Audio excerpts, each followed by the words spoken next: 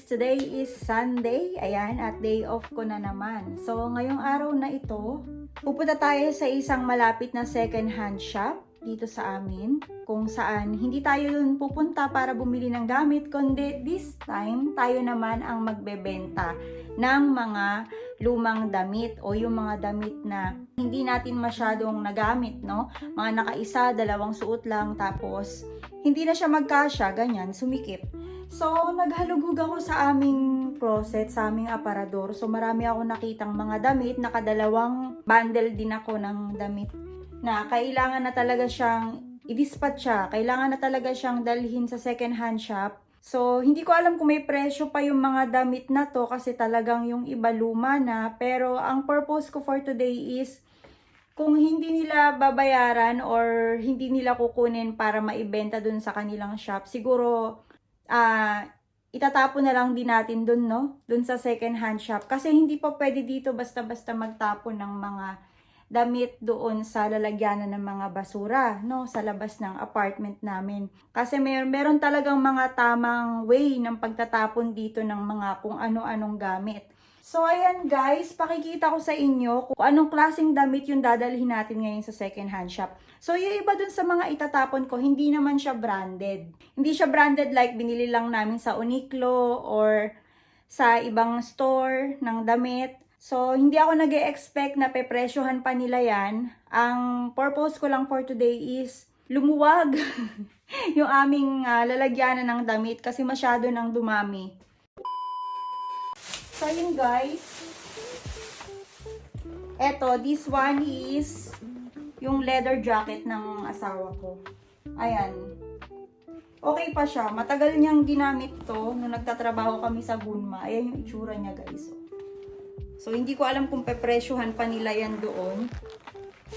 And, yan. Syempre, may leather jacket din ako, guys. Yan. Ito yung binili ko naman sa Uniqlo. Medyo pricey siya. Siguro nung time na yun, mga nasa, kung di ako nagkakamali na nasa 5,000 to 6,000 yen. Ayan o. Hindi ko siya masyado naisuot. Gawa ng, hindi ko alam kung tumababa ko or ano. Yan. Meron lang siyang konting ano sa likod. Yan lang. Nalukot kasi siya. Diba yung ganito, hindi dapat siya tinatanggal sa hanger. Dapat nakahanger lang. Eh, nung time na nasisikipan na ako sa aming lalagyanan ng damit, itiniklop ko siya, tapos tinago ko siya sa maleta. So, ganyan yung nangyari sa kanya siya. Nagkaroon siya ng ganyan. Pero, dadalhin ko pa rin yan doon kasi tingnan nyo guys, goods na goods yan oh. Isa rin yan doon sa ibebenta namin. Sana may presyo, pero kung wala, okay lang din naman. Tapos, yung mga pang-winter na pangginaw ba? Pangginaw yan, jacket. Yung mga ganyan. Kasi dalawa yung ganto ko. Yung isa yung ginagamit ng anak ko. Pero, ayan. I-dispatch ako na rin yan. Ayan, meron din ako ditong ganto. Ayan, oh. Okay pa siya.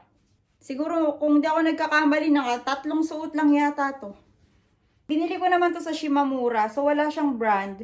Wala siyang brand, pero maganda yung damit niya, kaya lang gusto ko na siyang ialis. Kasi yung mga damit namin dito, lalo pag winter, natatambakan kami ng mga makakapal na damit na hindi naman lahat nagagamit, hindi naman lahat na isusuot. Nagandahan lang, ganun. And meron din ako ditong down coat, yan. Na medyo matagal na siya, nakatago sa baul. So, yan. Sasama din natin to na ibenta mamaya. So, mamaya papakita ko sa inyo yung pagdadalhan namin ng mga lumang damit na ito at saka kung magkano ba yung magiging presyo niya. Yan siya guys. Ayan o. Hindi ko nahalugugin yung iba pa kasi yun nga. A few moments later. Ayan guys. Andito na tayo sa pagbebentahan natin ng ating lumang damit. Ayun yung mga dala natin guys sa likod o. So, dito tayo ngayon sa Wonder X. Yan, dyan tayo magbebenta, guys. Ayan, kita nyo?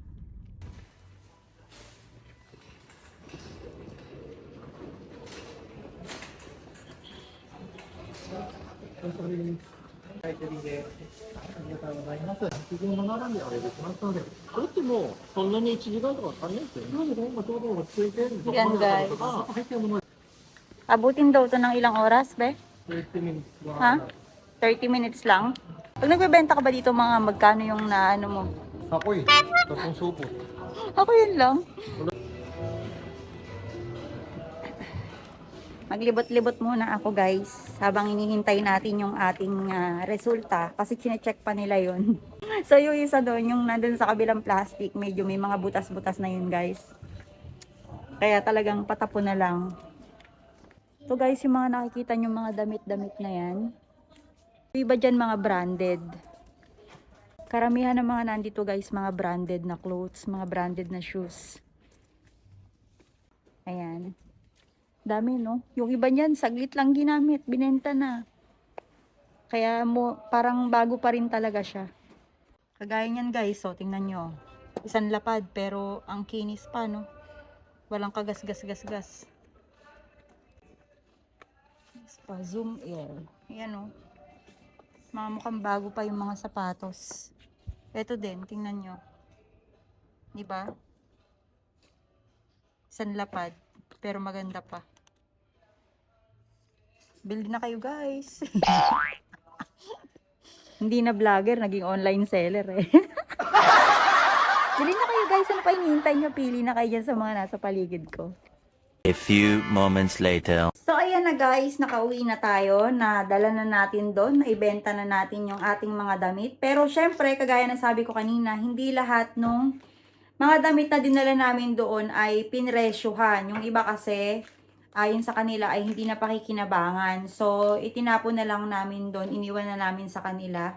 Sila na ang bahalang mag-dispatch nun. So ito yung nedan o yung presyo nung benta namin. So, 2 damit lang yon. Yung isa yung leather jacket ng asawa ko. Tapos yung isa naman, yung outdoor na t-shirt ko na kung hindi ako nagkakamali, mga 3 to 4 times ko lang yun nagamit. And then, natambak na dun. Kasi ayoko yung kulay. Masyadong dark gray.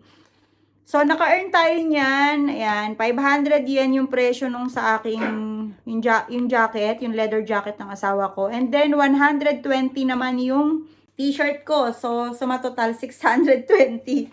Ang dami namin dala kanina pero 2 lang yung binayaran nila. So, siguro yun lang yung kanilang ibebenta doon. Isasama doon sa kanilang mga tinitinda na second hand na damit. Baka yun lang, kaya ganun. Bumili ako ng shake doon sa aming pinagbentahan.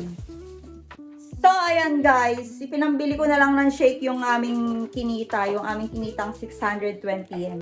So, ganyan dito talaga sa Japan, guys. Kapag mayroon kang gustong i-dispatch ang mga gamit, mga damit, yan. Dalhin mo lang yan sa second hand shop at pipiliin nila kung anong pakikinabangan nila para hindi masayang at saka para hindi ka na mamoblema kung saan ka magtatapon ng iyong mga lumang gamit.